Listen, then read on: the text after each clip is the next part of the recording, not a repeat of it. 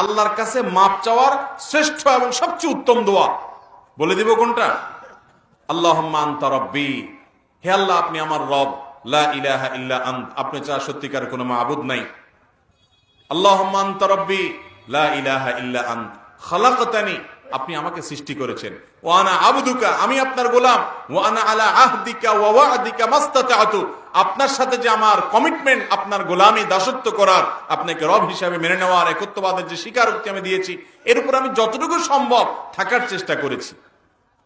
আউযু বিকা মিন শাররি মা সানাতু, কিন্তু এরপরও আমার দ্বারা কিছু অপকর্ম হয়ে গেছে, সেগুলোর ক্ষতি থেকে আমি আপনার কাছে পানা চাই, তার জন্য আমার জন্য কোনো ক্ষতি না হয়, শাস্তি না হয়।